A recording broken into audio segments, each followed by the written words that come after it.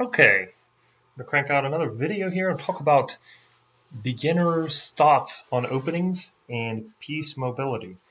Now, there are famous openings. Openings have been studied more than any other aspect of chess, just because there there are a few sets of moves that are combinations that just really work well and generate a very good position begin in the beginning parts. Now, for every good opening, there's a good counter, and if you get a chess engine out and you look at them playing and have the two computers playing each other, you can see them and you can see what they're doing to counter such things.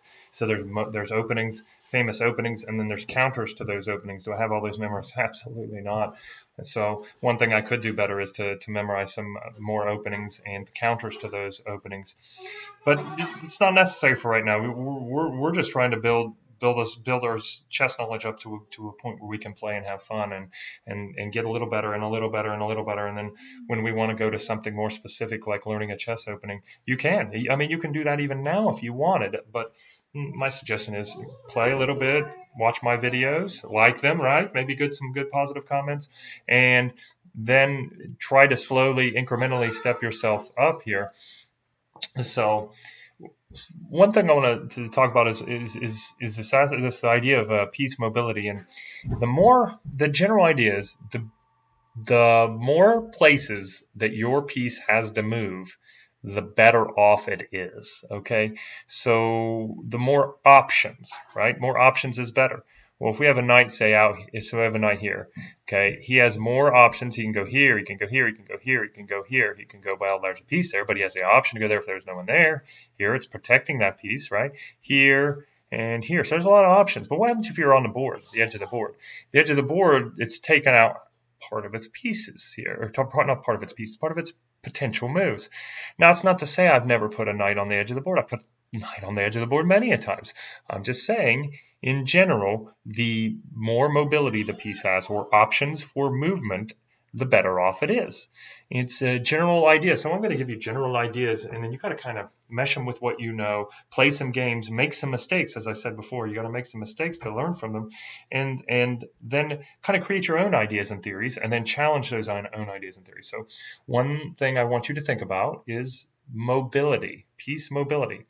So you also have to protect the king, and I talked about before was castling is good. So one good move is castling early is a good move. Well, you can't do that yet, so what do we do to get a good castle position? We're going to try to increase mobility and without giving away free piece.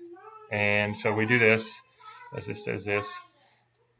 Now suppose we go maybe here. So moving the knights out early is a good. Now I prefer, it's generally better, like I said, move the knight to the beginning, to the middle of the board as opposed to this edge unless you have to.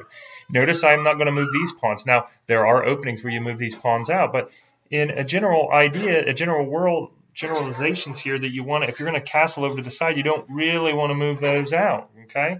Unless you do something like this where they still kind of have some overlapping protection here. But even then, just if you need a good opening to start by moving these rooks out. Now you could move him here to here, but that's a danger because he could take you.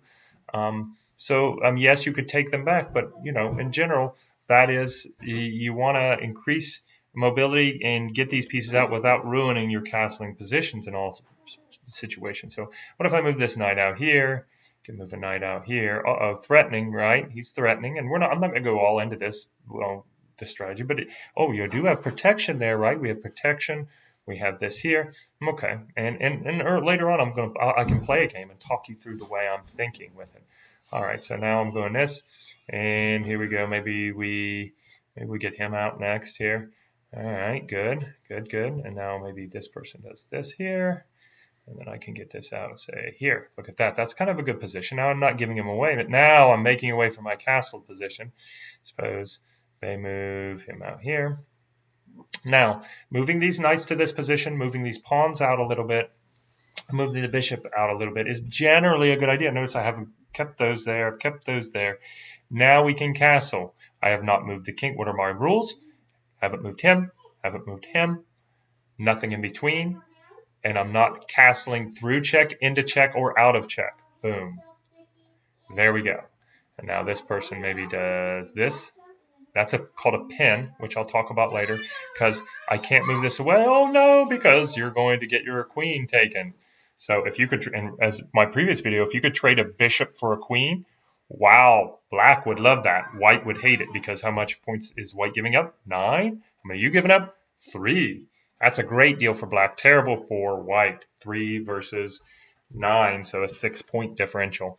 So this right here would be a pin. The knight is pinned to the queen here, so it's like pinned. Now, generally speaking, you have the king here. That's even, that you absolutely can't move the knight away. Then he's pinned for sure there. So I kind of still, you can have a pin on a queen because the queen's a very valuable piece. So it's not a true pin because you are still allowed to move this away, but I still call it a pin. All right, so now we have this. So we've gotten ourselves, White's gotten himself in a pretty good, or her into a pretty good situation here. So you got castle, you have some pieces out, you have some mobility with here. See this mobility, You got some knights and this more to the center, and we're doing something that I haven't talked about before, trying to get center control. Center control is where you have a lot of protected pieces in the center, and you're kind of controlling the game. And it's not an easy thing to decide because look, they have some pretty good center position too. So it's not. White does not have an overwhelming center control here. It's pretty even. I would say it's pretty equal center control position. But we want a battle. The battle for the center is important in this game.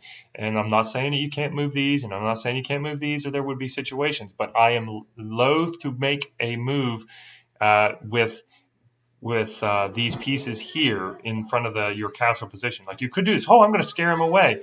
Well, yes, and I have done that in the past, but generally I try not to move these. When I say generally, I mean there's change. Only a Sith deals in absolutes, right? That was a good Star Wars quote. But these pieces, you gotta just.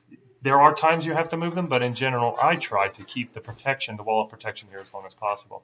Now. So I fought for center control, and there is a good castle position. So general openings, I would say, is move these bishops out like this, move these pawns out like this, right? Now you can't move this here, but you could put this here. Now if they scare you back, you would have to come back. But fight for center control, fight for piece mobility, so mobility potential. And don't give up a piece for nothing. An early good thing is to ask, hey, if I leave my piece there, is he going to take me? So that's a good thought to have. And so there are other thoughts, like is there pressure building up on the king and stuff? But good openings is getting these knights out, getting these pawns out, and getting these bishops out, and making way for a kingside or queenside castle early in the game. You'll find that you have far more success if you, early on at least, if you castle early and you create some mobility with your center pieces. And don't give things away for free. Pawns are precious. If you don't have to give one away for free, why do it? So there you go. There's some basic openings. It's not really an opening per se that I just did there. There's the knights, the knights out position, and the bishops out are good to get out like that without overextending yourself. This bishop here would have also been a good, because look, it's pinning the knight on there. That would not have been a bad position. Of course, if they scare you back, you got to do this, or you got to trade. I might trade in this position. But anyways, there are all things to consider. So there's a lot going on here. So just give that opening a try. Try to move this center out and get some pieces out before your things. You don't need to think about trying to get checkmate in a large part of the game. You try to make a good move that puts you in a good position.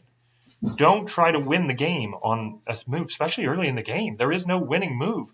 Try to put your piece in a better position or get a trade that benefits you. So beneficial trades, beneficial positions. Beneficial positions mean controlling the center, not castling early, and not moving your castle position out needlessly. So those are general ideas.